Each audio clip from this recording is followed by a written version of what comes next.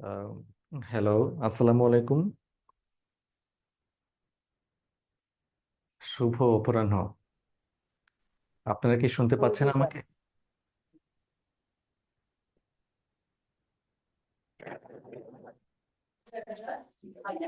আসসালামু আলাইকুম স্যার। জি স্যার, শুনতে পাচ্ছি স্যার। Okay, thank you. আমরা আচ্ছা, আপনাদের প্রিপারেশন কেমন চলছে বলেন তো? মোটামুটি পড়াশোনা করতে পারছেন এই রমজানের সময়? স্যার খুব কম, খুবই অল্প, খুবই অল্প পড়া হচ্ছে।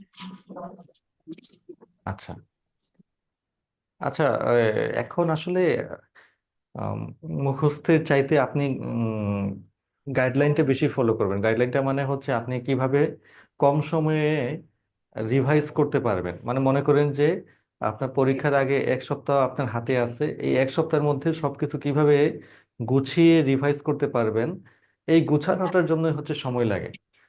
এই গুছানোটাই হচ্ছে এখন আপনার দায়িত্ব। এই গোছানোর জন্যই হচ্ছে সকল প্রিপারেশন নেওয়া।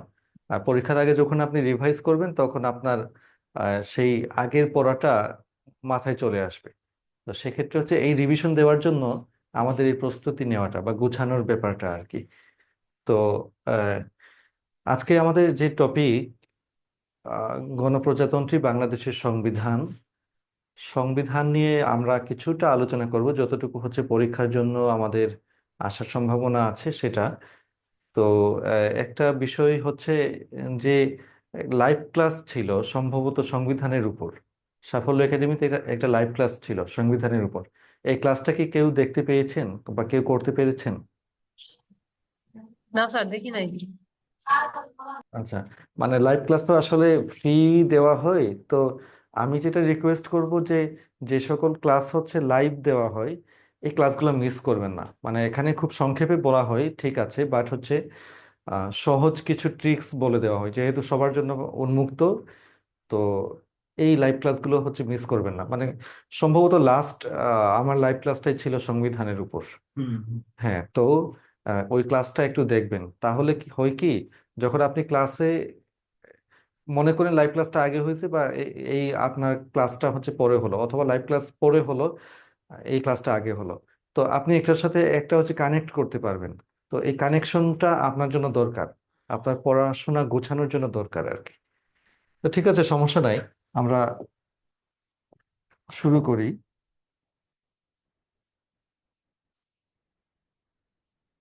উম, সংবিধান নিয়ে যদি আমরা কথা বলি, এটার বাংলাদেশের সংবিধান বা এটার ফুল নাম হচ্ছে গণপ্রজাতন্ত্রী বাংলাদেশের সংবিধান,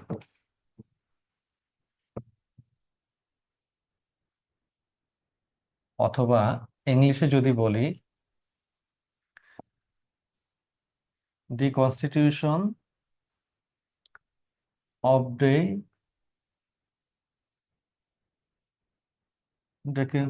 the constitution of the people's republic of Bangladesh. এটা হচ্ছে ইংরেজি নাম আর কি, সম্পূর্ণ ইংরেজি নাম, the constitution of the people's republic of Bangladesh. এখন এই সংবিধানটা আমাদের দুটো ভাষায় রচিত, একটা হচ্ছে বাংলা আর আরেকটা হচ্ছে ইংলিশ। কোনো কারণে যদি আমার বাংলা অর্থ বুঝতে বা ব্যাখ্যা করতে কোনো সমস্যা হয় বা কোনো কনফিউশন হয়, তখন আমার ইংরেজিটা বেশি প্রাধান্য পায়, বাংলাটা না, ইংরেজিটা বেশি প্রাধান্য পাবে। তো মানে ইংরেজিতে হচ্ছে যেটা মেইনলি মেইন করে, সেটাই হচ্ছে আপনি আহ, এটা ধরে হচ্ছে আমাদেরকে এগোতে হবে। মনে করেন কোনো একটা কেস বা কোনো একটা মামলা অথবা কোনো একটা মিসকনসেপশন, হ্যাঁ, তো এইসব বিষয়ে হচ্ছে ইংলিশটা বেশি প্রাধান্য পায়। তো আমরা ইতিহাস দিয়ে শুরু করব, বাংলাদেশের সংবিধানের ইতিহাস। তো এই যে ছবিটা দেখছেন উপরে, এই ছবিটা হচ্ছে আমাদের প্রথম সংবিধান, প্রথম লিখিত সংবিধান 1971 সালের পর 1972 সালে। আর এটা যেহেতু হাতের লেখা হস্তলিখিত সংবিধান, এখানে চারপাশে হচ্ছে নকশা কারুকাজ করা ছিল, কারুকাজ করা ছিল। আর হচ্ছে এই যে এই লেখাগুলো হচ্ছে আমার ইয়ের লেখা আর কি, মানে হাতে লেখা। তো দেখেন এখানে অনেকগুলো ভাগ আছে, আমি একটু ভিতরে যাচ্ছি, এটা একটু পড়েন, আমি আসতেছি, একটু মিউট করেন। হ্যালো।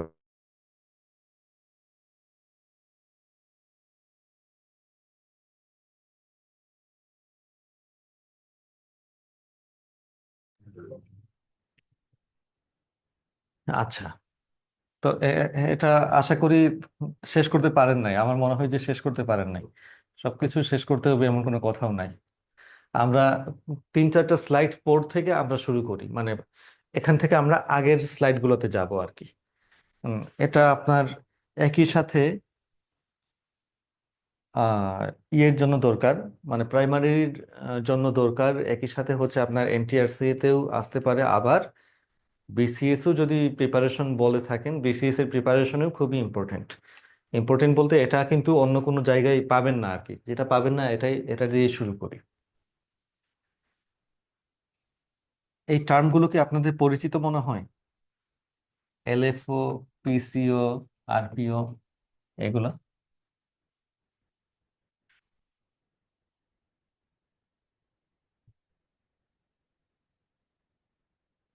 আচ্ছা, যদি পরিচিত না হয়ে থাকে তাহলে দেখেন, আহ, খেয়াল করেন, ডিওআই হচ্ছে declaration of independence. Declaration of independence বা স্বাধীনতার ঘোষণা, স্বাধীনতার ঘোষণা। আর পিওআই হচ্ছে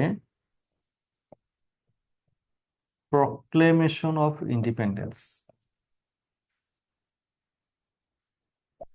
প্রক্লেমেশন অফ ইন্ডিপেন্ডেন্স বা স্বাধীনতার ঘোষণাপত্র, স্বাধীনতার ঘোষণাপত্র।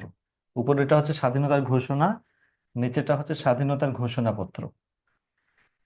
এখন যদি আমরা প্রশ্ন করি, আমরা তো স্বাধীনতা নিয়ে মোটামুটি আমরা জানি যে 1971 সালের ঘটনাগুলো নিয়ে।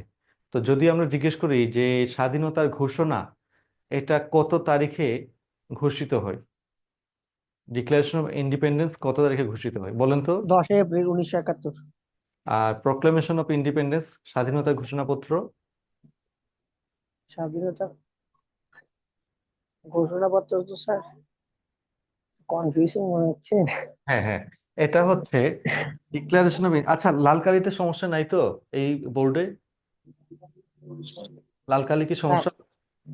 না স্যার দেখা যাচ্ছে। আচ্ছা, তো দেখেন, আচ্ছা নেক্সট টাইম হচ্ছে নাজমুল আনসার না করে বাকিরা আনসার করবেন, সবাইকেই পার্টিসিপেট করতে হবে। এটা হচ্ছে স্বাধীনতার ঘোষণা। আমরা কিন্তু একটা কনফিউশন নিয়ে আছি, কিন্তু বর্তমানে স্বাধীনতার ঘোষককে, হ্যাঁ, মানে বিভিন্ন রাজনৈতিক দলে সেই কনফিউশনটা তৈরি করে আর কি।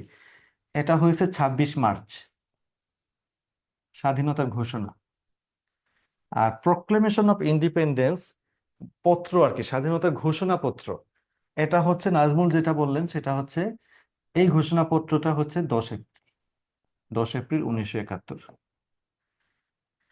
আমরা স্বাধীনতা ঘোষণা দিলাম, আর মুখে মুখে ঘোষণা দিয়ে তো হচ্ছে আমি একটা সরকার গঠন করতে পারি না। আর আমি স্বাধীনতা ঘোষণা দিয়ে ফেললাম মানে কিন্তু আমার কাগজ কলমে কিন্তু কিছু নাই। তাহলে আমি যদি একটা সরকার গঠন করতে চাই, মানে সরকার যদি না থাকে তাহলে তো রাষ্ট্রের একটা অঙ্গ থাকতেছে না, মানে চারটা যে পার্ট রাষ্ট্রের, এই চারটার মধ্যে একটা থাকতেছে না, তখন আমার সারা বিশ্ব মনে করবে যে এটা একটা গৃহযুদ্ধ। তো গৃহযুদ্ধ যাতে না হয়, তো স্বাধীনতার ঘোষণা দেওয়ার পর একটা স্বাধীনতার ঘোষণাপত্র লাগবে, কারণ সরকার গঠনের জন্য, এই সরকার গঠনের জন্য এই প্রক্লেমেশন অফ ইন্ডিপেন্ডেন্স এটা তৈরি করা হয়, এবং ডিক্লারেশন অফ ইন্ডিপেন্ডেন্স এটাও ঘোষিত হয়। তো এখন এই দুটোই কিন্তু সংবিধানের তফসিলের সংযুক্ত, পঞ্চদশ সংশোধনী এর মাধ্যমে সংবিধানের তফসিলে সংযুক্ত। তো 7টা তফসিল আছে, হ্যাঁ, আমরা ক্লাসের মধ্যে আস্তে আস্তে যাব। তো এই যে প্রক্লেমেশন অফ ইন্ডিপেন্ডেন্স, এটার মাধ্যমেই পরবর্তীতে পিসিওটা তৈরি করা হয়, পিসিও তৈরি করা হয়। এটার আহ হ্যাঁ, পিসিও পিসিও ঠিক এই মুহূর্তে মনে পড়তেছে না, নেক্সট স্লাইডে দেখবো। হ্যাঁ, এটা আহ তারপরে আচ্ছা, নেক্সট স্লাইড থেকে আসি। হ্যাঁ, এই যে পিসিও, পিসি হচ্ছে প্রভিশনাল কনস্টিটিউশন অর্ডার বা অস্থায়ী সংবিধান আদেশ। প্রভিশনাল কনস্টিটিউশন অর্ডার অথবা অস্থায়ী সংবিধান আদেশ। অস্থায়ী সংবিধান আদেশ এটা তৈরি করা হয়। এই যে আদেশ, আদেশ যখন দেখবেন, আদেশটা তৈরি হয় হচ্ছে একটা নির্দিষ্ট আহ লিগেল কোনো কিছু তৈরি করার জন্য। লিগেল বলতেই হচ্ছে সংবিধান রিলেটেড আর কি। তো অস্থায়ী সংবিধান আদেশ বলতে কি, মানে সংবিধান যেহেতু নাই, তো একটা সাংবিধানিক সিস্টেমে তো চলতে হবে। সরকার গঠন হইল ঘোষণাপত্র অনুসারে, আর সংবিধান আদেশ ছাড়া সরকার কিভাবে চলবে? তো সেই জন্য একটা অস্থায়ী সংবিধান আদেশ তৈরি করা হলো, প্রভিশনাল কনস্টিটিউশন অর্ডার। এটার মাধ্যমে হচ্ছে আমি একটা আইনি ক্ষমতা দিলাম, বা একটা সংবিধানের অস্থায়ী সংবিধানের আহ, তৈরি করলাম, ইস্যু তৈরি করলাম। তো এটা হচ্ছে কে তৈরি করছে? মুজিবনগর সরকার। Proclamation, provisional constitutional order. তো এটার আগে আমার তো পাকিস্তান, তো মনে করেন যে একটা সময় পাকিস্তানের যে সংবিধান, ইসলামিক রিপাবলিক অফ পাকিস্তান, এটার যে সংবিধানটা ছিল, এটা ভেঙে হচ্ছে সামরিক সরকার ক্ষমতায় আসছিল শেষের দিকে। ইয়াহিয়া খান হচ্ছে সেই সামরিক সরকারের প্রতিনিধি করছিলেন। তো উনি শেষের দিকে যখন হচ্ছে নির্বাচন দেওয়ার খুব গুরুত্বপূর্ণ হয়ে গেল 1970 সালে, নির্বাচনের মাধ্যমে হচ্ছে নতুন একটা সংবিধানের চিন্তা ভাবনা করছিলেন। তো নতুন সংবিধানের যখন চিন্তা ভাবনা করছিলেন, তখন সেই অর্ডারটার নাম ছিল হচ্ছে লিগেল ফ্রেমওয়ার্ক অর্ডার।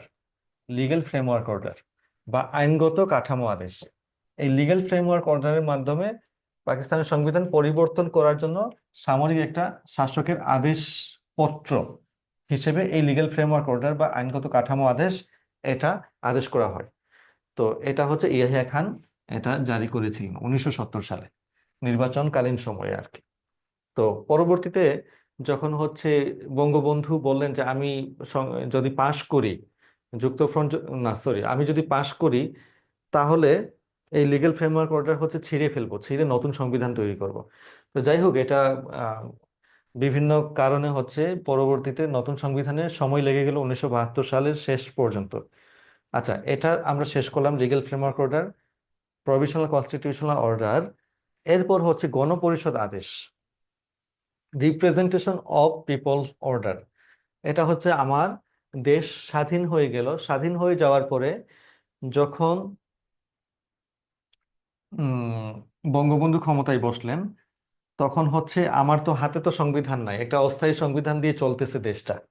হ্যাঁ, এই অস্থায়ী সংবিধান আদেশ দিয়ে চলতেছে। তো এখন অস্থায়ী সংবিধান থেকে স্থায়ী সংবিধান যদি তৈরি করতে হয়, তাহলে জাস্ট এক পৃষ্ঠার একটা অস্থায়ী সংবিধান দিয়ে তো দেশ চলবে না। তো আমার একটা লিগেল, একটা ওভারঅল একটা ফ্রেমওয়ার্ক দরকার। এই ফ্রেমওয়ার্ক দিয়ে হচ্ছে আমার কয়েকশো পৃষ্ঠারও হতে পারে, কয়েক হাজার পৃষ্ঠারও হতে পারে, এই আদেশটা আমার তৈরি করতে হলো আর কি। মানে representation of the people's order, মানে গণপরিষদ আদেশ। গণপরিষদের মাধ্যমে হচ্ছে সংবিধানটা তৈরি হবে। তো এই গণপরিষদের জন্য এই আদেশটা তৈরি করা হয়, representation of the people order. Representation of the people order বা পিপলস অর্ডার, এটা হচ্ছে গণপরিষদ আদেশ। এটা হচ্ছে কেন? জাতীয় সংসদ নির্বাচনের আইন ও বিধি নির্ধারণের জন্য। মানে আমার সংবিধান তৈরি হলে তারপরে হচ্ছে সংসদ নির্বাচনটা আসবে। আমার সংবিধান তৈরি না করলে সংসদ নির্বাচন হবে না, ওই প্রেসিডেন্টের মাধ্যমে হচ্ছে দেশ চলতে থাকবে। তো এই গণপরিষদ আদেশের মাধ্যমে বঙ্গবন্ধু হয়ে গেলেন প্রধানমন্ত্রী, আর আবু সাইদ হয়ে গেলেন হচ্ছেন রাষ্ট্রপতি। তো আমরা এটা যাব আস্তে আস্তে, এই ঘটনাগুলো আস্তে আস্তে দেখব। আসেন এখন হচ্ছে প্রথম স্লাইড যেটা দিয়ে আমরা শুরু করছিলাম সেখানে যাই।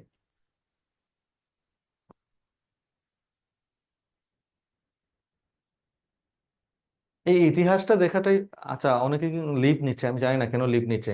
ইতিহাসটা যদি আমরা মোটামুটি শেষ করতে পারি, তাহলে কিন্তু আহ ভিতরের কাহিনীগুলো পড়তে আমার সহজ হয়ে যাবে। তো ইতিহাসটাই মেনলি ইম্পর্টেন্ট, ইতিহাস দিয়ে শুরু করতে হয়, তারপরে হচ্ছে আমি ভিতরে কি আছে সেটা খুব সংক্ষেপে আপনাদের বুঝিয়ে দিব, বা আপনাদের এটা নিজেদের পড়তে হবে। দেখেন, 1972 সালে 11 জানুয়ারি, 1972 সালে 11 জানুয়ারি রাষ্ট্রপ্রধান, রাষ্ট্রপতি না কিন্তু রাষ্ট্রপ্রধান বঙ্গবন্ধু শেখ মুজিব অস্থায়ী সংবিধান আদেশ জারি করেন। তো আমরা একটু আগে যেটা দেখলাম অস্থায়ী সংবিধান আদেশ, এই অস্থায়ী সংবিধান আদেশ 11 জানুয়ারি জারি করেন এবং এই আদেশের মাধ্যমে গণপরিষদ গঠিত হয় 1970 সালের আহ, মানে যারা হচ্ছে পাশ করেছিলেন, মানে জাতীয় এবং প্রাদেশিক পরিষদের সদস্যরা বা যারা হচ্ছে পাশ করেছিলেন বা যেসব সদস্য নির্বাচিত হয়েছিল তাদেরকে দিয়ে গণপরিষদ গঠিত হয়। একটু দেখি এটার এটার পরের স্লাইড থেকে আমরা এই স্লাইডে আসব। দেখেন 1900, এটা কিন্তু 1972 সালে 11 জানুয়ারি, আর এটা দেখেন 1972 সালে 23 মার্চ, তখন রাষ্ট্রপতি হয়ে গেলেন বিচারপতি আবু সাইদ চৌধুরী। মানে 11 জানুয়ারি পরেই রাষ্ট্রপতি হয়ে গেলেন বিচারপতি আবু সাইদ চৌধুরী। উনি হচ্ছে গণপরিষদ আদেশ জারি করলেন। গণপরিষদ আদেশ জারি করে এটা কিন্তু এই গণপরিষদ আদেশকে বলা হলো যে এটা কার্যকর হবে কবে থেকে, আমার যেদিন থেকে স্বাধীনতার ঘোষণা দেওয়া হলো। মানে পরবর্তীতে আদেশটা জারি করা হলো এবং বলা হলো যে যেদিন থেকে স্বাধীনতার ঘোষণা হলো বা বাংলাদেশের স্বাধীনতা যেদিন থেকে শুরু হলো সেদিন থেকে এটা কার্যকর হবে। মানে ব্যাক ডেটে গিয়ে হচ্ছে এটা কার্যকর করা হলো। দেখেন 1971 সালের 26 মার্চ থেকে এটা কার্যকর বলে গণ্য করা হবে বা গণ্য করা হয়। তো মানে পরবর্তী 1972 সালের 23 মার্চ এটাকে জারি করে তার ব্যাক ডেটে কি 26 মার্চ থেকে এটাকে কার্যকর বলে গণ্য করা হয়। এখন দেখেন এই গণপরিষদ গঠিত হয়েছিল 7 ডিসেম্বর এবং 17 ডিসেম্বর, যে সকল নির্বাচিত জাতীয় এবং প্রাদেশিক পরিষদের সদস্য তাদেরকে নিয়ে। তো টোটাল গণপরিষদের সদস্য ছিল 403 জন। আর নির্বাচিত হয়েছিল কয়জন? টোটাল জাতীয় এবং প্রাদেশিক পরিষদের সদস্যে নির্বাচিত হয়েছিল 469 জন। তার মধ্যে কেউ হচ্ছে যুদ্ধে মারা গেলেন, কেউ হচ্ছে অসুস্থ হলেন, কেউ হচ্ছে বিদেশ চলে গেলেন।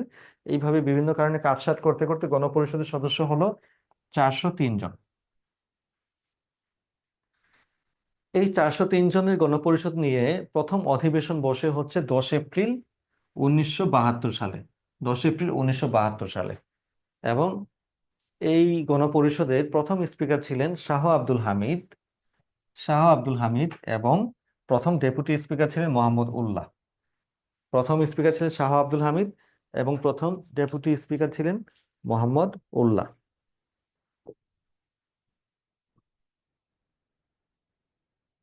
এখন দেখেন গণপরিষদের মাধ্যমে পরবর্তীতে সংবিধান রচনা কমিটি গঠিত হয়।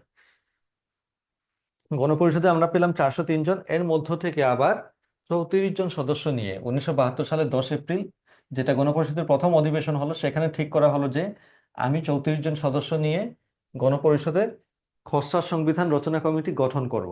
তো গঠন করা হলো 34 জন সদস্য নিয়ে। আর এই কমিটির সভাপতি ছিলেন ডক্টর কামাল হোসেন, বিশিষ্ট আইনজীবী ডক্টর কামাল হোসেন। এবং ওনাকে বাংলাদেশের সংবিধানের জনক বা রূপকার বা স্থপতি বলা হয়। আর এই সংবিধান রচনা কমিটির একজন মহিলা সদস্য ছিলেন, তিনি হচ্ছেন বেগম রাজিয়া বানু। আর একমাত্র বিরোধী দলীয় সদস্য মানে নেপের সদস্য ছিলেন সুরঞ্জিত সেনগুপ্ত, সুরঞ্জিত সেনগুপ্ত। বাকিগুলো ছিল হচ্ছে আওয়ামী লীগের। আর কমিটির 71টি অধিবেশন মিলিত হয়ে পরবর্তীতে 71টি অধিবেশনের পর আমরা ফাইনালি সংবিধানটা পাই হচ্ছে 4 নভেম্বর 1972 সালে। আর এটা কার্যকর করা হয় 16 ডিসেম্বর 1972 সাল থেকে।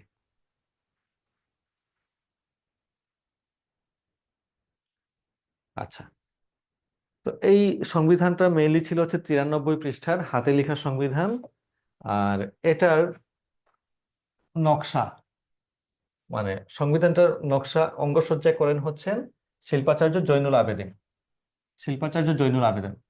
আরেকজন শিল্পী ছিলেন, ওনার সাথে কিন্তু আরেকজন শিল্পী ছিলেন যিনি হচ্ছে এই নকশাতে সাহায্য করেছিলেন। উনি হচ্ছেন শিল্পী হাসেম খান, জৈনুল আবেদিনকে হচ্ছে সাহায্য করেছিলেন।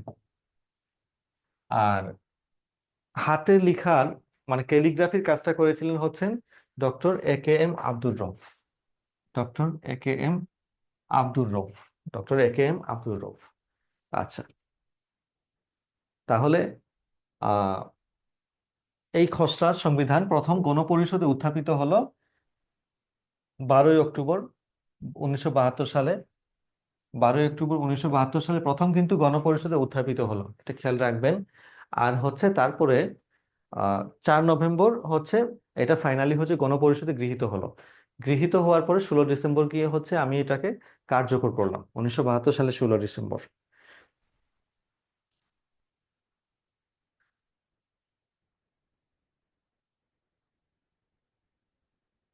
আচ্ছা, তাহলে একটু আমরা রিক্যাপিচুলেট করি আগে থেকে। সংবিধানের প্রথম অধিবেশন, এই গণপরিষদের প্রথম অধিবেশনে সভাপতি কে ছিলেন? সভাপতি কে ছিলেন? আর আহ, সভাপতি না, স্পিকার ছিলেন, প্রথম স্পিকার ছিলেন কে গণপরিষদের? আর হচ্ছে ডেপুটি স্পিকার কে ছিলেন? এটা একটু বলেন তো, আমরা একটু আগে এটা আলোচনা করলাম। আর হ্যাঁ আব্দুল হামিদ। সরি, হ্যাঁ আব্দুল হামিদ। আমি মনে হয় শুনতে পেরেছি, শাহ আব্দুল হামিদ। আর ডেপুটি স্পিকার মোহাম্মদ উল্লাহ। মোহাম্মদ উল্লাহ। আর আমরা যে বললাম যে গণপরিষদের প্রথম অধিবেশন, যেটা একটু আগে আমরা আলোচনা করছিলাম, গণপরিষদের প্রথম অধিবেশন বসলো 1972 সালে 10 এপ্রিল। এই অধিবেশনের সভাপতি ছিলেন মাওলানা আব্দুর রশিদ তর্কবাগীশ। মাওলানা আব্দুর রশিদ তর্কবাগীশ। মাওলানা আব্দুর রশিদ তর্কবাগীশ, ইনি ছিলেন প্রথম অধিবেশনের সভাপতি। তো মোটামুটি আমরা এটা শেষ করে ফেললাম, তাই না? এই যে সংবিধান কিভাবে রচিত হয়েছিল, মানে কোন কোন তারিখগুলো আমাদের জন্য ইম্পর্টেন্ট, সেগুলো আমরা আলোচনা করে ফেললাম, তাই না? এখন বলেন, এটা এর মধ্য দিয়ে কোনো কনফিউশন আছে কিনা?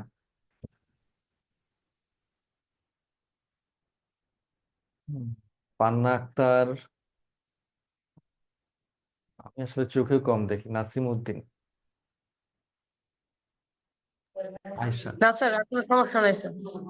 আচ্ছা, তাহলে এই জায়গাটা থেকে, ঠিক এই অবস্থা থেকে আমরা সংবিধানের ভিতরে প্রবেশ করব। তবে কিছু বৈশিষ্ট্য আমাদের জানা দরকার, আমাদের সংবিধানের বৈশিষ্ট্য জানা দরকার। আর হচ্ছে এই যে টার্মগুলো আছে, এই টার্মগুলো কিন্তু সংবিধানের বাইরে থেকেও আপনার বিশেষ করে জানা দরকার, কারণ এগুলো অনেকবার চাকরি জীবন বা যেখানেই থাকেন না কেন এই টার্মগুলো আপনাকে জানতে হবে। এগুলো অনেকবার আপনি ফেস করবেন, আজকে আমি বলে দিলাম অনেকবার ফেস করবেন এগুলা। অর্ডার আর অর্ডিন্যান্স, একটা হচ্ছে আদেশ, আর আরেকটা হচ্ছে অধ্যাদেশ। অধ্যাদেশ দুটোই হচ্ছে, যদি আইনগত দিক থেকে দেখেন, অর্ডার অর্ডিন্যান্স দুটোই হচ্ছে আপনার রাষ্ট্রপতি দিয়ে থাকে। হ্যাঁ, রাষ্ট্রপতি যখন হচ্ছে একটা সংবিধান থাকে না, সংবিধান বাদে হচ্ছে, মানে কোনো দেশের সংবিধান যখন থাকবে না তখন হচ্ছে এই আদেশটা দিবেন, অর্ডার তৈরি করবেন। দেখেন, প্রথম দিকে আমরা যখন বললাম যে বারবার আহ, আদেশ আদেশ আদেশ, এই যে দেখেন এখন এই জায়গায় কিন্তু সংবিধান ছিল না। আইনগত কাঠামো আদেশ, অস্থায়ী সংবিধান আদেশ, গণপরিষদ আদেশ। তো তারপরে গিয়ে যখন হচ্ছে সংবিধান আসলো, তখন আমরা এটাকে বলি হচ্ছে রাষ্ট্রপতি যেটা বলবেন, এটা যখন পাশ হবে, মানে প্রধানমন্ত্রী বা পার্লামেন্টে পাশ হবে, এটা হয়ে যায় অধ্যাদেশ। অর্ডারটা হয়ে যায় অধ্যাদেশ। আচ্ছা, এই দুটোই হচ্ছে রাষ্ট্রপতির কারবার আর কি, এই দুটো রাষ্ট্রপতি দিয়ে থাকেন। এখন বিল, অ্যাক্ট, ল, এই তিনটার মধ্যে পার্থক্যটা একটু দেখি।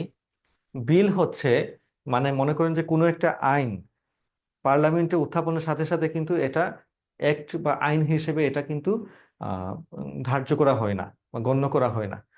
তো তখন বিল হিসেবে এটা উত্থাপিত হয়। কোনো মন্ত্রী বা এমপি যখন কোনো একটা আইন প্রস্তাব করবেন, সেটা হবে বিল। বিলের মধ্যে সরকারি বিল হতে পারে, বেসরকারি বিল হতে পারে। হ্যাঁ, তো এই বিল পরবর্তীতে হচ্ছে পার্লামেন্টের সদস্যরা মেজরিটির ভিত্তিতে যদি হচ্ছে পাশ হয়, এই পাশ হলে হচ্ছে এটাকে বলা হয় আইন বা অ্যাক্ট, পার্লামেন্টের আইন। পার্লামেন্টের আইন বলতে এটাকে ইংলিশে বলা হয় অ্যাক্ট। আর এখন ল হচ্ছে কি? ল হচ্ছে আপনার পার্লামেন্ট বাদে যদি কোনো লিগ্যাল অথরিটি যেমন মনে করি জনপ্রশাসন মন্ত্রণালয়, হ্যাঁ জনপ্রশাসন মন্ত্রণালয়, অথবা মনে করেন যে কোনো এই ইয়ে আইন বিভাগ, বাংলাদেশের আইন বিভাগ, এরা হচ্ছে যদি কোনো আইন পাশ করে, মানে কোনো একটা বিধি বা নিয়ম পাশ করে দেশ পরিচালনার জন্য, তখন এটাকে বলা হয় ল। যেমন হচ্ছে পুলিশরা একটা উম, আইন বা বিধি ব্যবহার করে, যেটা পার্লামেন্টে পাশ না, কিন্তু এটা হচ্ছে স্বরাষ্ট্র মন্ত্রণালয়ের অনুমোদিত, এটা হচ্ছে পেনাল কোড। যারা হচ্ছে ল পড়েছেন ল ডিপার্টমেন্টে তারা এটা আরো ভালো জানেন। তো এটা হচ্ছে পেনাল কোড, বা পেনাল কোড হচ্ছে এক ধরনের ল, কিন্তু এটাকে অ্যাক্ট বলতে পারি না আমরা। একইভাবে আমরা বলি যে রুলস অফ বিজনেস, এটা হচ্ছে এক ধরনের ল, কিন্তু এটাকে আমরা অ্যাক্ট বলতে পারি না। এই লয়ের লয়ের মাধ্যমে হচ্ছে পরবর্তীতে রুলস, রেগুলেশনস, হ্যাঁ এগুলো হচ্ছে তৈরি হয়, রুলস রেগুলেশন, তারপরে আরো যেসব বিধিবিধান আছে এই বিধিবিধানগুলো তৈরি হবে আর কি, গাইডলাইন্স ইত্যাদি। তো আমরা আশা করি যে এই তথ্যগুলো আমরা বুঝতে পেরেছি। এখানে যা আছে এগুলো আসলে বোঝানোর কিছু নাই, এটা আপনি দেখলেই বুঝতে পারবেন এক নজর, এটা আপনার স্লাইডেও দেওয়া থাকবে। টোটাল আমাদের সংবিধানের ভাগ হচ্ছে 11টা। এই 11টা,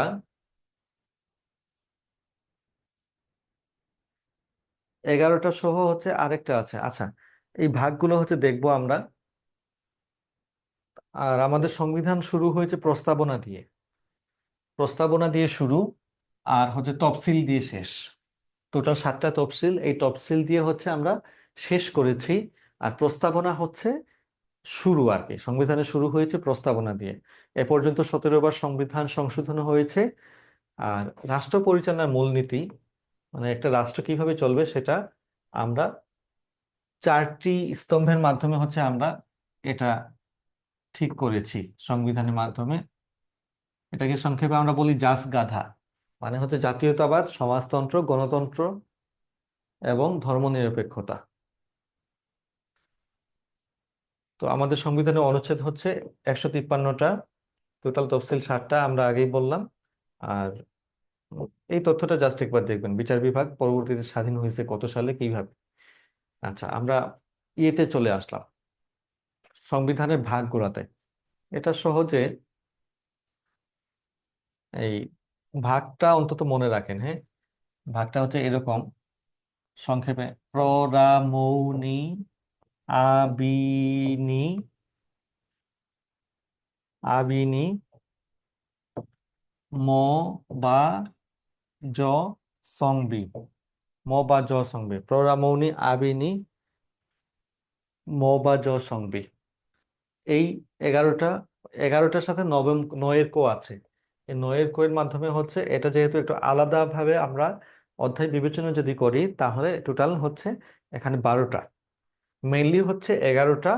তবে জরুরি বিধানাবলী এটা হচ্ছে আমি আলাদা অধ্যায়, যেহেতু আমি আগেই বলে দিয়েছি সংবিধানের বৈশিষ্ট্যে, মানে তখনই আমরা জানি যে 11টা অধ্যায় আছে, 11টা অধ্যায়ের বাইরে কিন্তু আমরা এক্সট্রা কোনো অধ্যায় তৈরি করতে পারি না। কিন্তু জরুরি বিধানাবলী যখন হচ্ছে আমি দেখছি, মানে এটাকে ইনক্লুড করা হবে, পরবর্তীতে ইনক্লুড করা হলো, তখন এটাকে নয়ের কো হিসেবে এটাকে আহ ওই ইয়ে করা হলো আর কি, অন্তর্ভুক্ত করা হলো। তখন আমার মেইনলি হচ্ছে 11টা ভাগ, 11টার সাথে নয়ের কো যোগ করলে হচ্ছে আমার 12টা হয়। ওকে, তো পরীক্ষা যদি আসে কয়টা ভাগ বলবেন যে 11টা। তো খুব সহজে আমরা এখন খুব সহজে মানে সংবিধানটা দেখব, মানে এতক্ষণ আমরা যা পড়েছি আশা করি যে এটা ক্লিয়ার হয়েছে। এখন যদি আপনি আরেকটু গভীরে যাইতে চান, মানে প্রাইমারির জন্য কতটুকু হচ্ছে আপনি পড়বেন সেটা নিতান্তই হচ্ছে আপনি প্রিভিয়াস ইয়ারের কোশ্চেনগুলো দেখবেন, সংবিধান থেকে প্রিভিয়াস ইয়ারের কোশ্চেনগুলো দেখবেন, দেখে হচ্ছে সেখানে যে 4টা অপশন আছে, এই 4টার অপশনে কোথায় কি কি আছে সেটা দেখে যাবেন। তো এর বাইরে যদি আমরা সংবিধানের ভিতরে হচ্ছে আরো, মানে যারা হচ্ছে চাকরি পরীক্ষা, অন্যান্য চাকরি পরীক্ষা দিবেন, তাদের জন্য হচ্ছে এই বাকি ক্লাসটা আর কি।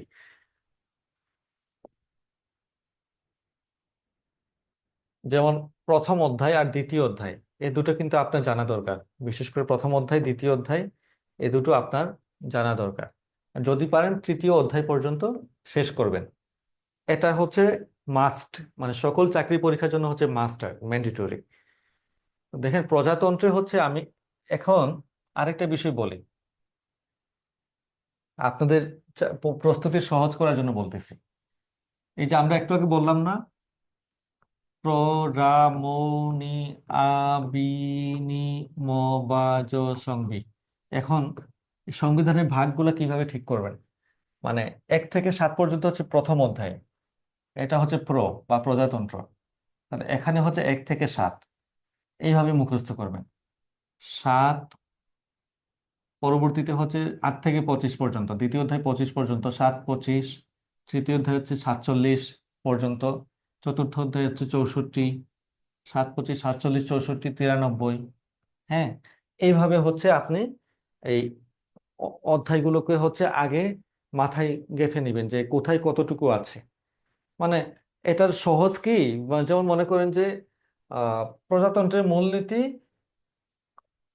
কততম, মানে কোন ধারে আলোচনা করা হয়েছে, প্রশ্ন আসলো মনে করেন।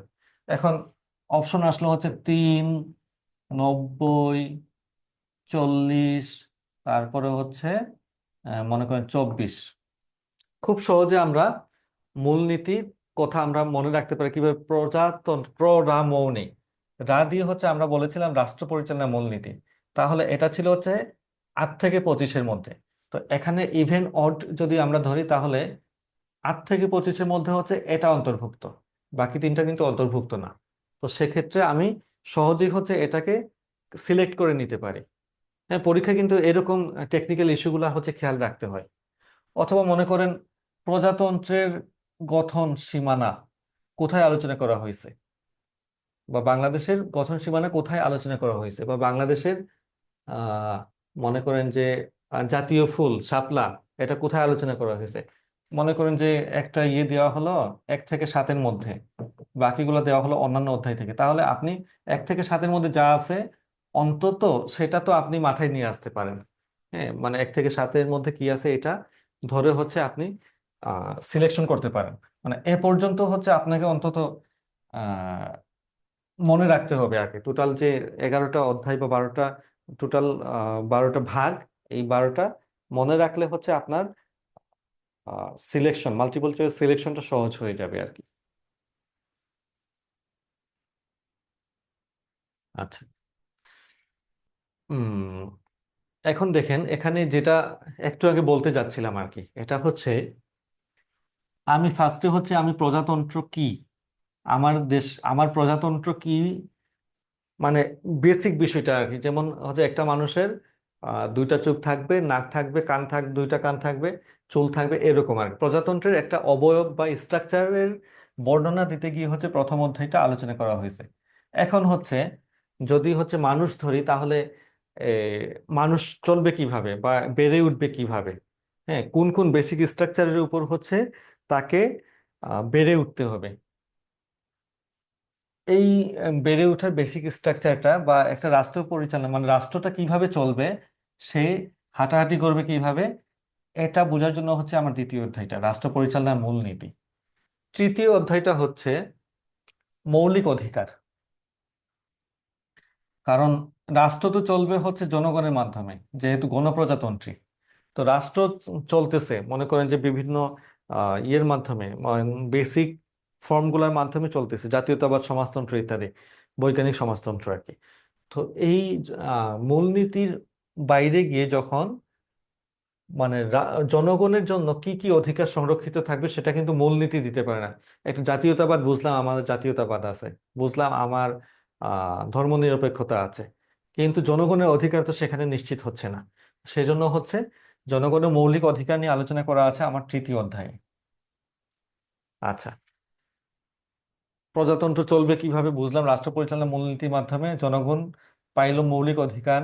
এখন জনগণকে এবং প্রজাতন্ত্রকে কয়েকটা বেসিক ভাগে ভাগ না করলে একটা রাষ্ট্র চলতে পারে না। যেমন এখানে সরকার চলবে কিভাবে, এবং সরকারের যে সরকারও তো কারো না কারো মাধ্যমে কারো উপর ডিপেন্ডেন্ট, যেমন আইন ব্যবস্থার উপর ডিপেন্ডেন্ট। এই আইন ব্যবস্থা চলবে কিভাবে? হ্যাঁ, তারপরে হচ্ছে সরকার বলতে আমরা মেইনলি বুঝতেছি হচ্ছে পার্লামেন্ট। তো পার্লামেন্টের বাইরে কি কিছু নাই? তো এই আর কি। যেমন অনেকে কিন্তু বলছিল, আপনারা তো অনেকেই জেনারেশন জেড, তো আমরা অফিস থেকে বিদায় নিয়ে যখন হচ্ছে মনে করেন 5 আগস্টের পরবর্তী ঘটনা, মনে করেন 11 আগস্ট 12 আগস্ট, আমরা তো অফিস তো একদম তো বাদ দিতে পারি না।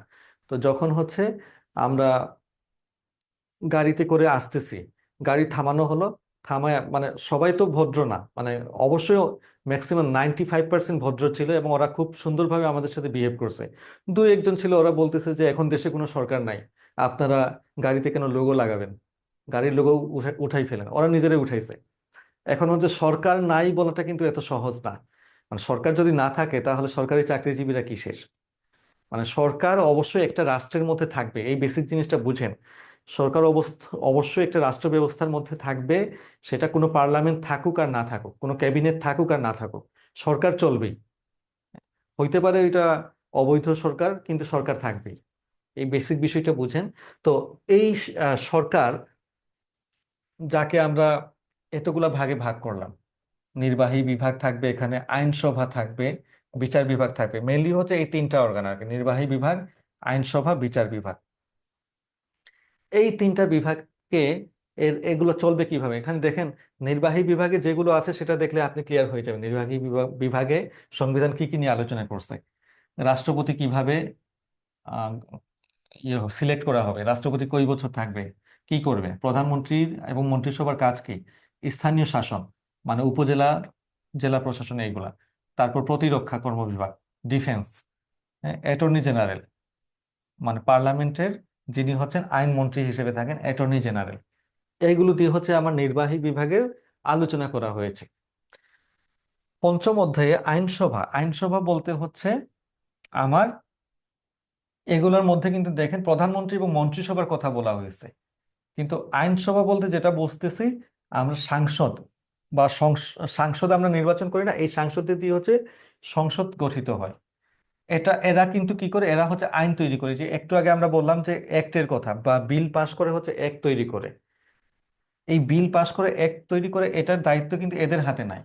এই প্রধানমন্ত্রী, রাষ্ট্রপতি, রাষ্ট্রপতি দিতে পারে, উনি অধ্যাদেশ দিতে পারে, অ্যাটর্নি জেনারেল, প্রতিরক্ষা, এরা কিন্তু অ্যাক্ট তৈরি করতে পারে না। এটা হচ্ছে আইনসভা তৈরি করতে পারে। আইনসভা কাদের মাধ্যমে তৈরি? সংসদ সদস্যদের মাধ্যমে বা সাংসদদের মাধ্যমে এই আইনসভা তৈরি হয়, এবং এরা আইন প্রণয়ন করে।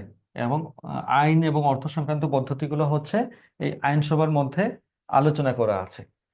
তো অর্থ সংক্রান্ত পদ্ধতি যদি বলি, আইন এবং অর্থকে কেন আলাদা করা হলো? যেমন আমরা যদি 87 নং অনুচ্ছেদে যাই, সংবিধানের 87 নং অনুচ্ছেদ দেখেন, এটা 80 থেকে 92-এর মধ্যে অন্তর্ভুক্ত।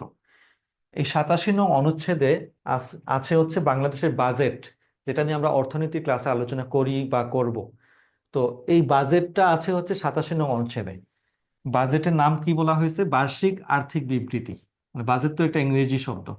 তো বার্ষিক আর্থিক বিবৃতি নাম দিয়ে আমরা এই অর্থ সংক্রান্ত পদ্ধতিটা 87 নং অনুচ্ছেদে দেখি, যেটা আইনের মধ্যে পড়ে। অর্থ আইন মানে এটাকে একটু স্পেশালিটি দেওয়া হয়েছে আর কি, আইনের বাইরে গিয়ে একটু স্পেশালিটি দেওয়া হয়েছে অর্থ সংক্রান্ত পদ্ধতি বা প্রসিডিউর গুলা। তো এটা হচ্ছে আইনসভার 2য় পরিচ্ছেদে বা পঞ্চম অধ্যায়ের 2য় পরিচ্ছেদের মাধ্যমে, এর মাধ্যমে সংসদ সদস্যরা হচ্ছে আইন প্রণয়ন করে। তারপরে অধ্যাদেশ প্রণয়ন ক্ষমতা রাষ্ট্রপতি, এখানে কিন্তু রাষ্ট্রপতি গঠন এবং তার কর্মপদ্ধতি নিয়ে আলোচনা করা হয়েছে, কিন্তু উনিও তো আইন তৈরি করবে। এই আইন বা ওনার যে অধ্যাদেশ প্রণয়ন ক্ষমতা, এটা কিন্তু আলোচনা করা হয়েছে 3য় পরিচ্ছেদে, পঞ্চম অধ্যায়ের 3য় পরিচ্ছেদে। এবং কত নং অনুচ্ছেদ অনুসারে? 93 নং অনুচ্ছেদ অনুসারে। রাষ্ট্রপতি 93 নং অনুচ্ছেদ অনুসারে অধ্যাদেশ বা আইন প্রণয়ন করতে পারে। আচ্ছা, এখন আমরা নির্বাহী বিভাগ আর আইনসভা পেয়ে গেলাম। এই আইনসভার বাইরেও আমার হচ্ছে দেশের বিচার কাঠামো আলাদা থাকতে হবে। হ্যাঁ, বর্তমান যে গণতান্ত্রিক সিস্টেম, তাতে বিচার ব্যবস্থাকে সম্পূর্ণ স্বাধীনতা দিয়ে একটু আলাদা করতে হবে। তো 2007 সালে হচ্ছে এই বিচার বিভাগটা স্বাধীন হয় একটা আইনের একটা মামলার মাধ্যমে। তো এই বিচার বিভাগ কি দিয়ে গঠিত? সুপ্রিম কোর্ট, হাইকোর্ট এগুলো থাকবে, সুপ্রিম কোর্ট, হাইকোর্ট, হ্যাঁ, এবং বিচার বিভাগের আরেকটা বিশেষ বৈশিষ্ট্য প্রশাসনিক ট্রাইব্যুনাল, এই তিনটাই হচ্ছে বিচার বিভাগের মধ্যে আলোচনা করা হয়েছে আর কি। এটা হচ্ছে 94 থেকে 117তম অনুচ্ছেদ অনুসারে। এখন আপনারা প্রশ্ন কম করেন কেন, আমি তো এটা বুঝতেছি না। আর প্রশাসনিক ট্রাইব্যুনাল কি বুঝেন? এটা অন্তত প্রশ্ন করবেন। মানে ঠিক আছে, এর মানে এই ধরনের প্রশ্নগুলো যদি আসে তাহলে প্রশ্ন করবেন, প্রশ্ন বেশি করলে হচ্ছে আমারও ডেলিভারেশনটা সহজ হয় আর কি। যেমন বিসিএস এর যে বেচগুলো আছে এরা কিন্তু অনেক প্রশ্ন করে, আপনারাও বেশি প্রশ্ন করবেন। প্রশাসনিক ট্রাইব্যুনালটা হচ্ছে, যেমন মনে করেন আপনি একটা সরকারি চাকরিতে ঢুকবেন, এখন সরকারি নিয়মাবলী কিন্তু আপনি এই পুলিশকে বলতে পারবেন না যে ভাই আমি তো এই ঝামেলার মধ্যে পড়ছি, আমার এটা ঠিক করে দেন, পুলিশের এই এখতিয়ার নাই। আবার হচ্ছে যদি মনে করেন যে জমি সংক্রান্ত দেওয়ানি যে আহ, ইয়েগুলা বা ফৌজদারি, দেওয়ানি ফৌজদারি এই কোনটার মধ্যেই হচ্ছে আপনার চাকরি সংক্রান্ত সমস্যাগুলা, মনে করেন যে কোনো একটা অবিচার হয়েছে আপনার জন্য, এই অবিচারগুলা কিন্তু ইয়ে হবে না, মানে সলিউশন হবে না।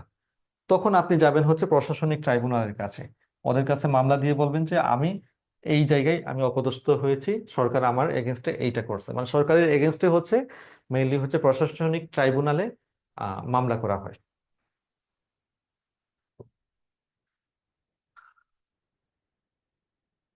আচ্ছা, এই তিনটা অর্গান নিয়ে আপনারা কি ক্লিয়ার মোটামুটি? বুঝতে পেরেছেন যে দেশের তিনটা অর্গান নিয়ে রাষ্ট্র কিভাবে গঠিত হয়, আমরা যেটা আলোচনা করলাম, এটা কি ক্লিয়ার? স্যার মোটামুটি। হ্যাঁ, মোটামুটি বলতে কি, এটা তো আপনার প্রথম ধারণা আর কি সংবিধান সম্পর্কে। তো সেক্ষেত্রে হচ্ছে আপনি আহ, এটা যত বারবার দেখবেন আর কি, এই ক্লাসটা বারবার দেখবেন, দেখলে হচ্ছে আপনার এটা ক্লিয়ার হবে। আরেকটা হচ্ছে গুগল করবেন, বাংলাদেশের সংবিধান নিয়ে একটু গুগল করবেন। আর এআই তো চলে আসে, আপনারা এআই যারা ইউজ করেন, চ্যাট জিপিটি বা ইয়েকে জিজ্ঞেস করবেন যে সহজে সংবিধানটা বোঝানোর জন্য, তখন হচ্ছে সেও একটু বুঝিয়ে দিবে। আর এসে কিন্তু উল্টাপাল্টা বুঝাইতে পারে, এটার দায় আমি নিব না। তখন আবার ক্লাসে আসবেন, ক্লাসে এসে এটা দেখবেন, এই ভিডিওটা দেখবেন। এখন আমরা বললাম যে আইন বিভাগ, শাসন বিভাগ, বিচার বিভাগ, এই তিনটা নিয়ে আমরা যেগুলো আলোচনা করলাম, এই তিনটা নিয়ে আমরা যখন আলোচনা করলাম, দেখেন এখানে কি হিসাব রক্ষণ পদ্ধতি নিয়ে কোথাও বলা আছে যে দেশের হিসাব রক্ষণ হবে কিভাবে? এরকম কিন্তু আমরা কোনো অধ্যায় পাই না। মানে হিসাব রক্ষণ, মানে হিসাব রক্ষণ কেন দরকার? একটা বাজেট, দেশের বাজেট যখন বিভিন্ন স্থানে ছড়িয়ে পড়ে, সারা দেশে বিভিন্ন জায়গায় ছড়িয়ে পড়তেছে, এই বাজেটের তো মানে দেখাশোনা, মনিটরিং করার দরকার পড়ে। এই মনিটরিং এর জন্য কি কোথাও বলা আছে? এখানে তো কোনোটার সাথেই আমার মনে হয় না যে এটা মানে রিলেটেড। আপনার কি মনে হয় কিনা?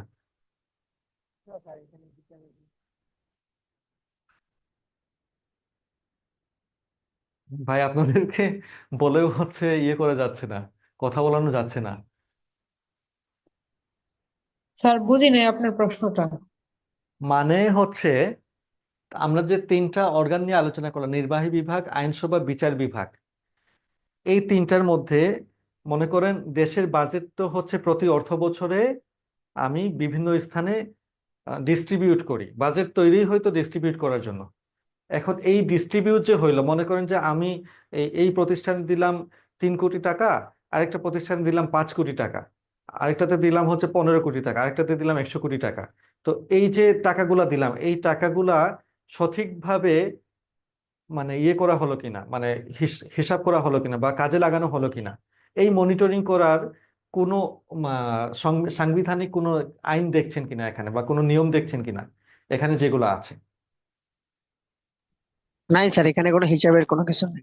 হ্যাঁ, একটা হতে পারে, যেমন আমি জাস্ট, এটাও আপনারা বলতে পারতেন, অর্থ সংক্রান্ত পদ্ধতি একটা কথা আছে এখানে, অর্থ সংক্রান্ত পদ্ধতি আইনসভার 2য় পরিচ্ছেদে। তো এখানে হচ্ছে আপনার মানে অর্থ কিভাবে হচ্ছে পার্লামেন্টে উপস্থাপিত হবে, সেই বিষয়টা মেনলি কিন্তু গুরুত্ব দেওয়া হয়েছে। মানে অর্থ পার্লামেন্টে উপস্থাপিত হবে কিভাবে, বা আমি সারা দেশের রেভিনিউ কিভাবে কালেক্ট করব। হ্যাঁ, এই যে ট্যাক্সের মাধ্যমে যে আমরা রেভিনিউ দেই, এই রেভিনিউগুলো কিভাবে কালেক্ট করব, বা এগুলো কোন তহবিলে গিয়ে জমা হবে, সেই তহবিল থেকে বাজেটে কিভাবে হচ্ছে আমি টাকা ছাড় করব, সেই কথাগুলো বলা আছে, কিন্তু মনিটরিং করার কথা কিন্তু বলা নাই কোথাও। তাহলে আমার কিছু ঘাটতি রয়ে গেল এখানে। এখানে আমি টাকা মনিটরিং করার মানে বাজেট মনিটরিং করার অধ্যায়টা পাচ্ছি না বা কোনো নিয়ম পাচ্ছি না। আরেকটা বিষয় দেখেন, আমি যে নির্বাচন দিচ্ছি প্রতি 5 বছর পর পর, এই নির্বাচন কারা ঠিক করবে? কারণ নির্বাচন তো আপনার তখন তো সংসদ থাকবে না, সংসদ কমিটি থাকবে না বা সংসদ সদস্য থাকবে না, নেমে যাবে। তো এই নির্বাচনের সিস্টেম কিন্তু এরাও ঠিক করে দিতে পারবে না, এই সংসদটাও ঠিক করে দিতে পারবে না, বা আদালতও ঠিক করার কোনো এখতিয়ার নাই। আদালত হচ্ছে আইন টাইন নিয়ে হচ্ছে সে ব্যস্ত থাকবে, বিচার ব্যবস্থা নিয়ে ব্যস্ত। আর এই যে মন্ত্রী প্রধানমন্ত্রী স্থায়ী শাসন যাই বলি না কেন, এদের হচ্ছে নির্বাচন দেওয়ার সেই ক্ষমতা নাই, মানে এদের সেই এখতিয়ার বলে নির্বাচন দেওয়ার ক্ষমতা নাই। এই অ্যাটর্নি জেনারেল হচ্ছে সংসদ সদস্যদের মধ্য থেকে নির্বাচিত হবে, এবং প্রধানমন্ত্রী সংসদ সদস্যদের মধ্য থেকে নির্বাচিত হবে, মন্ত্রিসভা নির্বাচিত হবে। রাষ্ট্রপতি হচ্ছে তার ম্যান্ডেট বলে সাংবিধানিক নিয়ম অনুসারে প্রধানমন্ত্রী তাকে হচ্ছে ইয়েতে বসাবে, ক্ষমতায় বসাবে। তাহলে এখানে আমার নির্বাচন দেওয়ার মতো কোনো জায়গা নাই, মানে আমি নির্বাচন কমিটি কিভাবে কাজ করবে সেটা কিন্তু আমি পাচ্ছি না। এই যে কিছু কিছু গেপ রয়ে গেল, এই গেপগুলার জন্যই হচ্ছে আপনার এই অতিরিক্ত অধ্যায়গুলো তৈরি করা। দেখেন, অষ্টম অধ্যায়, মহা হিসাব নিরীক্ষক ও নিয়ন্ত্রক। সারা দেশের বাজেটরি যে ডিস্ট্রিবিউশনটা হয়, এই বাজেটরি ডিস্ট্রিবিউশনটা কিভাবে হচ্ছে সেটা মনিটর করার কি নিয়ম কানুন আছে, যে আমরা যেটাকে অডিট বলি আর কি, এই অডিটটা এবং অ্যাকাউন্টস মেনটেন করা, এটার দায়িত্ব হচ্ছে মহা হিসাব নিরীক্ষক এবং নিয়ন্ত্রকের। উনি সংবিধানের 127 থেকে 132 নং অনুচ্ছেদ বলে হচ্ছে ইনি দায়িত্ব পালন করেন, এবং ইনার অফিস এটা দায়িত্ব পালন করে 127 থেকে 132 অনুচ্ছেদ বলে। তার উপরে দেখেন সপ্তম অধ্যায়ে হচ্ছে নির্বাচন কমিটি কিভাবে গঠিত হবে, নির্বাচন কিভাবে তৈরি হবে করবে, এই সব কিছুর কথা বলা আছে হচ্ছে সপ্তম অধ্যায়ে 118 থেকে 126। তাহলে নির্বাচন পাইলাম, মহা হিসাব নিরীক্ষক নিয়ন্ত্রকের কাজ পাইলাম। এখন মনে করেন যে আপনি তো ভাই আইনসভার মানে আপনি যখন প্রাইমারি শিক্ষক হবেন, সরকারি প্রাইমারি শিক্ষক হবেন, তখন কিন্তু আপনি আইনসভারও সদস্য না, শাসন বিভাগের সদস্য না, বিচার বিভাগেরও সদস্য না, তাইলে আপনি কিসের সদস্য? তো আপনার জন্য কিন্তু সংবিধান আছে।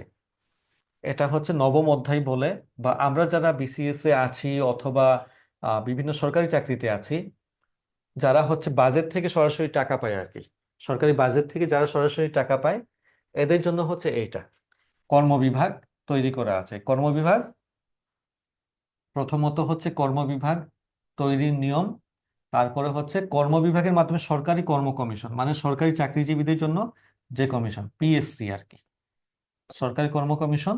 এটা কিভাবে গঠিত হবে এবং এটা কিভাবে সরকারি চাকরিজীবীদের কিভাবে হচ্ছে তারা সুপারিশ করবে, এই কথাগুলা হচ্ছে এই কর্মবিভাগে বলা আছে। ক্লিয়ার এই বিষয়টা? জি নির্বাচন, স্যার। হ্যাঁ, নির্বাচন নিয়ে আলোচনা করলাম, হিসাব পদ্ধতি নিয়ে আমরা আলোচনা করলাম, সংবিধানে বলা আছে। আর কর্মবিভাগ কিভাবে গঠিত হয়, কর্মবিভাগ থেকে কিভাবে সরকারি কর্ম কমিশন গঠিত হয়, এটা আলোচনা করলাম। এখন সরকারি কর্ম কমিশনের মাধ্যমে হচ্ছে বিভিন্ন জায়গায় সরকারি চাকরিজীবীরা ডিস্ট্রিবিউশন হয় এবং এরা সারা দেশে হচ্ছে এরা কাজ করে। তো এরাও কিন্তু সরকারের অংশ। এই তিনটা শেষ করে গিয়ে আমরা অবশেষে গেলাম, যদি কখনো রাষ্ট্র সমস্যায় পড়ে, সরকার থাকলো না, তারপরে হচ্ছে দেশে যুদ্ধ লাগলো, বিভিন্ন সমস্যায় পড়লো, তখন হচ্ছে নবমের ক, নয়ের ক অনুচ্ছেদ অনুসারে জরুরি বিধানাবলী আমরা এই সময় দেখব। এই জরুরি বিধানাবলীতে আমার কয়েকটা মৌলিক অধিকার থাকবে, কয়েকটা মৌলিক অধিকার থাকবে না, কারণ তখন তো সরকার থাকবে না, মানে রাষ্ট্রপতির মাধ্যমে দেশ পরিচালিত হবে। তখন এই জরুরি বিধানাবলীগুলা চালু থাকে আর কি। আর কখনো যদি সংবিধান সংশোধন করতে হয় তাহলে 142 নং অনুচ্ছেদ অনুসারে সংবিধান সংশোধনযোগ্য। তবে শর্ত থাকে যে প্রথম যেটা বললাম আর প্রজাতন্ত্রের বেসিক যে কাঠামোটা, এটা কিন্তু সংবিধানের সংশোধনের অযোগ্য। কিছু বিষয় সংশোধন করা যাবে না, কিছু বিষয় সংশোধন করা যাবে। তো এ কারণে হচ্ছে বর্তমানে নতুন একটা কমিটি গঠন হয়েছে, সরকারি সরকারি না, নির্বাচনের জন্য। এই কমিটি হচ্ছে বলতেছে যে এই সংবিধান অনেকবার সংশোধন হয়ে গেছে, তো এটা আসলে এখন আর সংশোধন করা যাবে না, নতুন সংবিধান দরকার। ঠিক আছে, সবকিছু ঠিক আছে, ম্যান্ডেট ঠিক আছে, যদি হচ্ছে জনগণের স্বার্থে সংবিধান নতুন করে তৈরি হয় তাহলে কোনো সমস্যা নেই। তো এই সংবিধান সংশোধন হচ্ছে দশম অনুচ্ছেদ অনুসারে। আমরা এগুলোকে কিন্তু অনুচ্ছেদ আহ, অধ্যায় বলতেছি, এগুলো দশম অধ্যায় অনুসারে। এবং এই যে আহ, ইয়েগুলো 133 141 এগুলোকে বিধি বলবো না বা ধারা বলবো না, আমরা এগুলোকে বলবো অনুচ্ছেদ। সংবিধানে যেসব ধারা আছে এগুলোকে আমরা বলি হচ্ছে অনুচ্ছেদ। তো দশম অধ্যায়ে আমরা সংশোধন এর অনুচ্ছেদ পাই 142 নং অনুচ্ছেদ। আর একাদশ অধ্যায়ে গিয়ে হচ্ছে আমরা বিবিধ। এর আগে অনেকবার মনে হয় এখানে আমি অনুচ্ছেদ বলেছি আর কি, এটা আসলে অধ্যায় হবে, নবম দশম অষ্টম এগুলো অধ্যায়। তো এই তথ্যগুলোর বাইরে গিয়ে বিবিধতে হচ্ছে আমরা কিছু অনুচ্ছেদ পাই যেগুলো হচ্ছে আমরা এগুলোর মধ্যে ক্যাটাগরাইজ করতে পারি নাই। পরবর্তীতে বিভিন্ন সময়ে এই তথ্যগুলো যখন হচ্ছে সংবিধানে সংশোধন করে এগুলো ইনক্লুড করা হয়েছে, সেটাকে আমরা বিবিধতে নিয়ে আসি। আমরা যাব বিবিধতে কি আছে সেটা একটু দেখব একটু পরে। পরে বলতে আমি বেশিক্ষণ সময় নিব না, আর অলরেডি 1টা বাজে। সংবিধানের প্রস্তাবনাতে দেখেন এটা আহ, এটা কিন্তু অনেক সময় পরীক্ষায় চলে আসতে পারে যদি একটু পরীক্ষা হার্ড করে। যেমন কত তারিখে স্বাধীনতা ঘোষণা করা হলো? 1971 সালের মার্চ মাসের 26 তারিখে। এটা কোন ভাষায় আছে? সাধু ভাষায়। তারপরে কিসের মাধ্যমে, কিসের মাধ্যমে, কিসের জন্য আমরা গণপ্রজাতন্ত্রী বাংলাদেশ প্রতিষ্ঠিত করেছি? সংবিধান অনুসারে আমরা কিসের জন্য গণপ্রজাতন্ত্রী বাংলাদেশ প্রতিষ্ঠা করেছি? জাতীয় মুক্তির জন্য। জাতীয় মুক্তির জন্য। এবং কিসের মাধ্যমে? ঐতিহাসিক সংগ্রামের মাধ্যমে। স্বাধীন ও সার্বভৌম গণপ্রজাতন্ত্রী বাংলাদেশ প্রতিষ্ঠিত করেছি, তাহলে কিসের জন্য? জাতীয় মুক্তির জন্য। কিসের মাধ্যমে? ঐতিহাসিক সংগ্রামের মাধ্যমে। আচ্ছা, তো এখানে দেখেন প্রস্তাবনাতেই বলা হয়েছে, জাস গাধা আমরা বলছিলাম,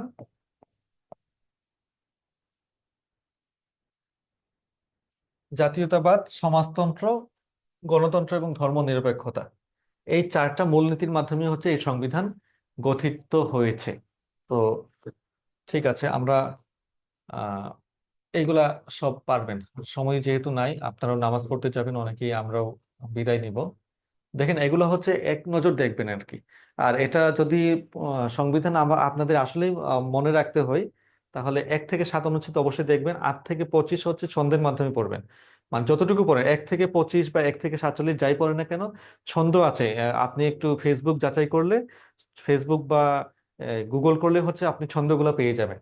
এই ছন্দের মাধ্যমে পড়বেন। যেমন প্রজার সীমানায়, আমি জাস্ট আরো 2 মিনিট সময় নিব। প্রজার সীমানায় রাষ্ট্রধর্ম, তারপরে হচ্ছে ভাষা, সঙ্গীত, প্রতিকৃতি, এইভাবে মনে রাখবেন। 1 2 2 ক, 3 4 4 ক, প্রজার সীমানায় রাষ্ট্রধর্ম, ভাষা, সঙ্গীত, প্রতিকৃতি, এভাবে মনে রাখবেন। তারপরে হচ্ছে 5 6 6 2, 7 7 ক 7 খ, এটা হচ্ছে রাজধানী। রাজনাগরিক বাঙালি, রাজনাগরিক বাঙালি, প্রাধান্য স্থগিত অযোগ্য, প্রাধান্য স্থগিত অযোগ্য। 5 6 6 2, 7 7 ক 7 খ। তো এইভাবে মনে রাখলে হচ্ছে আপনি অনেকগুলো অনুচ্ছেদ একসাথে মনে রাখতে পারবেন। কারণ এর ডিটেলসে যাওয়ার দরকার নাই, যখন চাকরি পাবেন তখন হচ্ছে ডিটেলসে যায়। তারপরে এই যে 9 থেকে 12, জাজ গাধা, এই 4টাতে 4টা মূলনীতি বলা আছে, এবং এই মূলনীতি থেকে বাকিগুলো হচ্ছে মূলনীতি থেকে উদ্ভূত অন্যান্য সকল নীতি। এগুলো হচ্ছে রাষ্ট্র পরিচালনার মূলনীতি হিসেবে গণতন্ত্র গণ্য হবে আর কি। এইভাবে হচ্ছে আস্তে আস্তে আপনি সংবিধানটা দেখতে থাকবেন। যত গভীরে প্রবেশ করবেন ততই হচ্ছে আপনার চাকরির জন্য আপনার প্রস্তুতি শানিত হবে। এই যে অনুচ্ছেদ 25, এটা নিয়ে হচ্ছে আমরা ডিপ্লোমেসি বা আন্তর্জাতিক নিয়মাবলী তৈরি করি, যেটার মাধ্যমে ফরেন ক্যাডাররা হচ্ছে অনুচ্ছেদ 25-এর মাধ্যমে হচ্ছে ওরা ওদের ডিপ্লোমেসি মেনটেন করে বা কূটনীতি মেনটেন করে। তারপরে মৌলিক অধিকার বলা আছে। হ্যাঁ,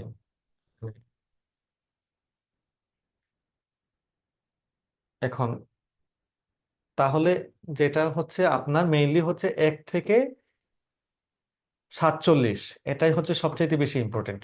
এখন আরো কিছু আসতে পারে পরীক্ষায়, যেমন মনে করেন যে স্থানীয় সরকার কোথায় আলোচনা করা আছে, এটা মনে রাখবেন। এগুলো হচ্ছে আপনার প্রিভিয়াস ইয়ারের কোয়েশ্চেন দেখে মনে রাখবেন। 59 60 এই দুটোতে হচ্ছে স্থানীয় সরকার বলা আছে। ওই যে বলছিলাম যে রাষ্ট্রপতি কোন অধ্যাদেশ বলে হচ্ছে আইন প্রণয়ন করে, হ্যাঁ, 93।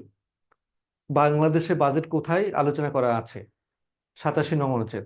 এগুলো হচ্ছে আপনি যখন বারবার বারবার বারবার পড়তে থাকবেন, ইম্পর্টেন্ট তথ্যগুলো হচ্ছে আপনার মাথায় চলে আসবে। তারপর জরুরি বিধানাবলী কত নং অনুচ্ছেদে, একদম শেষের দিকে। তো এরকম আর কি। তো এই তথ্যগুলো হচ্ছে মনে রাখবেন। আর মেইনলি হচ্ছে বাংলা এই সংবিধান রচনা ইতিহাস, আর 1 থেকে 25, যদি পারেন 1 থেকে 47, এটুকু মনে রাখার চেষ্টা করবেন। হোপফুলি হচ্ছে আপনার ম্যাক্সিমাম পরীক্ষার মানে সংবিধান থেকে যে প্রশ্নগুলো আসছে সেটা হচ্ছে আনসার করতে পারবেন। তো এখন কোনো প্রশ্ন থাকলে প্রশ্ন নিচ্ছি, আর না হলে হচ্ছে আমরা শেষ করে দিচ্ছি। প্রশ্ন বলতে ওই অনুচ্ছেদ গুলোই তো মনে থাকে না, মানে এটা একটু। হ্যাঁ, হ্যাঁ, ওই যে বললাম আপনাকে ইয়ে করতে হবে, ছন্দ ধরে পড়তে হবে। যে ছন্দ ছন্দের সংবিধান একটা বই আছে, এটা কালেক্ট করতে পারেন। আর সেকেন্ডলি হচ্ছে যদি এটা কালেক্ট করতে না পারেন তাহলে হচ্ছে গুগলে সার্চ করবেন যে ছন্দে ছন্দে সংবিধান, অথবা ছন্দ ধরে সংবিধান মনে রাখার পদ্ধতি। পেয়ে যাবেন, কোনো না কোনো ক্লু পেয়ে যাবেন। ওই ক্লু ধরে হচ্ছে মুখস্থ করতে হবে। 2 দিন বা 3 দিন বা 7 দিন সময় লাগবে। কিন্তু আপনাকে আহ, মানে ব্রেইনের উপরে তো কিছু নাই, আপনার ব্রেনকে যদি বোঝা যায় এটাই মুখস্থ করতে হবে, তাহলে ও মনে রাখবেই, কোনো সমস্যা নাই। সো এটুকুই ছিল আমাদের আজকের ক্লাসের বিষয়বস্তু। হুম, আমার আশা করি যে বাকিদের কোনো প্রশ্ন নাই, তাই না? আমরা খুব ভালো করে বুঝতে পেরেছি ক্লাসটা। স্যার এখন হয়তো প্রশ্ন নাই, তবে ওই হ্যাঁ, রেকর্ডেড ক্লাস দেখতে গিয়ে কিছু প্রশ্ন থাকে আর কি। হ্যাঁ, প্রশ্ন আহ, থাকলে হচ্ছে গ্রুপে বলবেন, গ্রুপে লিখবেন, অথবা আমাকে নক করবেন। আমি মনে হয় আপনাদের গ্রুপ না কার গ্রুপে সেদিন ইয়ে করলাম, আহ ওই যে, স্যার বিসিএস গ্রুপে মনে হয়। আচ্ছা, না না, আপনার চ্যানেল দিয়েছি কি আমি, ওই যে বিভিন্ন চ্যানেল, আন্তর্জাতিক না স্যার। আচ্ছা, এটা দিয়ে দিব, এখনই দিয়ে দিব। চ্যানেলগুলো মনে রাখবেন যে পৃথিবীর কোথায় কোন চ্যানেল আছে, কোথায় কোন চ্যানেলের মাধ্যমে কোন সাগর সংযুক্ত হয়েছে, এগুলো পাইছিলাম কোথায়, এটা দিয়েছিলাম আমি, আপনাদের দিয়ে দিচ্ছি এখনই। আর যখন হচ্ছে প্রশ্নগুলো আসবে তখন হচ্ছে গ্রুপে আলোচনা ডিসকাস করবেন বা আমাকে নক করবেন, অথবা হেল্পলাইনে বলবেন যে সুকান্ত স্যারের সাথে কথা বলতে চাই। তো ওরাই হচ্ছে এটা দিয়ে দিবে আর কি, সলিউশন করে দিবে বা আমার সাথে কথা বলে দিবে। তো ওকে স্যার। হ্যাঁ, ধন্যবাদ। তো এইটুকুই আজকের ক্লাসের বিষয়বস্তু। আর সবাইকে ধন্যবাদ, আর সবার প্রস্তুতি খুব ভালোভাবে প্রস্তুতি নিতে পারুন। হ্যাঁ, কি, হ্যাঁ, না, নামাজের টাইম হবে না। হ্যাঁ, সবার প্রস্তুতি যাতে ভালো হয় আর সবাই সুস্থ থাকেন, শুভকামনা। আসসালামু আলাইকুম স্যার। ওয়ালাইকুম আসসালাম। আসসালামু আলাইকুম স্যার। ওয়ালাইকুম আসসালাম।